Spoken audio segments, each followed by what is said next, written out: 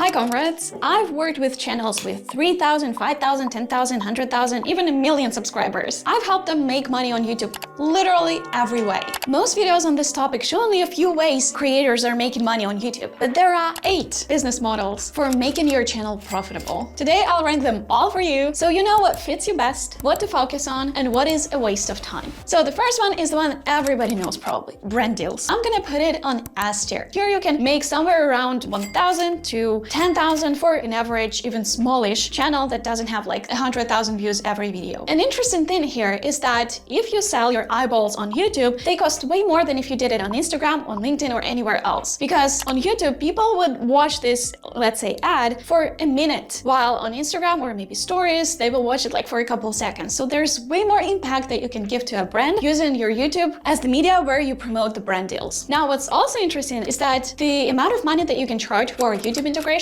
very much depends on just your reputation in the space. So for example, if you have a large LinkedIn account, like 100,000 subscribers, and you have your YouTube channel on the side that gets like 500 to 1,000 views a video, you can still pull off like $1,000 deal just because you're a big creator elsewhere. So if you already have an audience on some other social media, doing YouTube makes a lot of sense because even if you're a small creator on YouTube, you can get paid really well. The downside is that you need to sometimes listen to complaints of brand deals. I face with a lot of long approvals from brands when we are creating videos. So this is just the downside to take, but once the brand deal is done, that's it. This is not like a business where you need to satisfy your customer for 3 months. Not that it's bad. Of course, I love my job and this is exactly what I do. It's just the brand deal is done, you get the money and you part ways and everybody's happy. Now, AdSense. This includes YouTube Premium. I put it in D tier. I don't really understand why people are so crazy about AdSense, and I sometimes have big business owners making like $1 million a year coming to me and saying, well, we can earn something through AdSense. No, you cannot. So as an example, 140K views in the last 30 days made $1,400. Now 2 million shorts views got $200. These are real numbers that you can pull off. This is not really life-changing money or even livable money. So I would not suggest this making your primary source of income. It's nice, but let's be honest, the next one could be more interesting. The next one is Keynote speaking. I put it in A tier, not because it pays super well. Usually it's paid by nice experiences, but if you are invited to some conference to speak there, this is a great news hook. This increases your credibility in front of your audience. This is making you more content because you can record yourself speaking on stage. This increases the amount of money you can charge for brand deals and the amount of money you can charge from your customers if you're promoting your business with social media. And just because this creates such a huge asset that can generate revenue because it just blows up your credibility, I do think this is A tier, even though you might not get money right away. Now, memberships, communities, subscriptions. So these are subscription services that are low ticket usually. Somebody pays you and you invite them in your community. You invite them in the membership where you may share some assets, where you may provide value. I think that this needs volume, but this is A tier. This is a subscription. So people are paying month after month as long as you provide value. And you can start very, very slow. Probably first year or 2, you will not get much money from it. But as you continue and you get more and more subscribers, this can be a reliable source of monthly revenue for yourself. For example, QuickBooks. This works super well for SaaS companies. It has low ticket membership and they have their YouTube channel as one of the either conversion mechanisms or just promoting their service. You can see that they are pretty consistent with videos. They have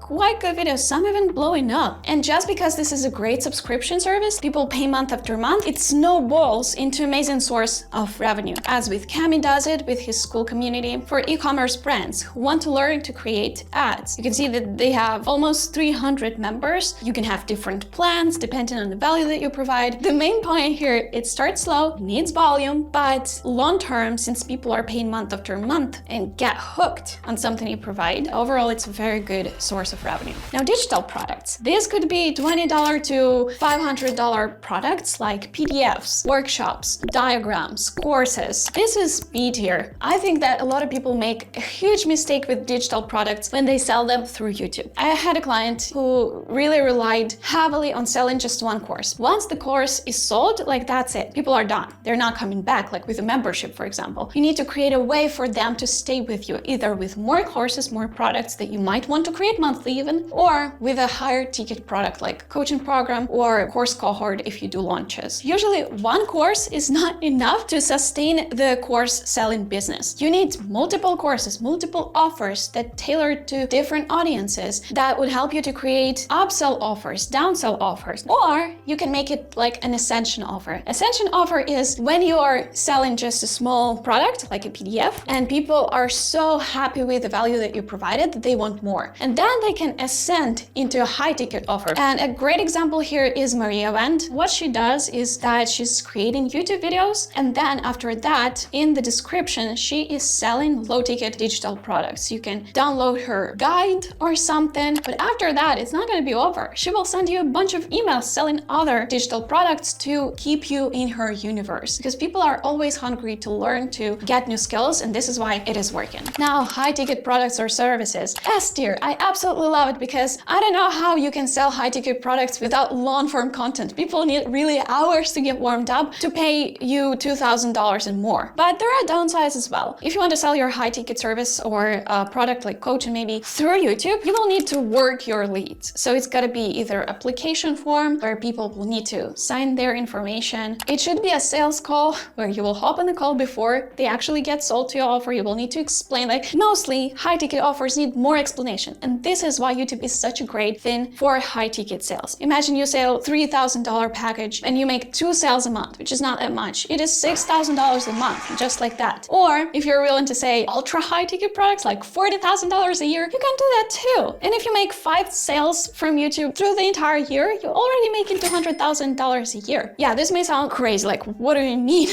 Charge someone $40,000 a year. But actually, I'm realizing more and more through my business journey that how much you charge is not about you or your service. It has more to do with who you are selling to. I recently hopped on a sales call with a woman who was unhappy about the pricing that I named her. And she was like, I was hoping that I can do like one video for $300 with editing, script, ideation, thumbnail, and posting. And I'm like, well, no.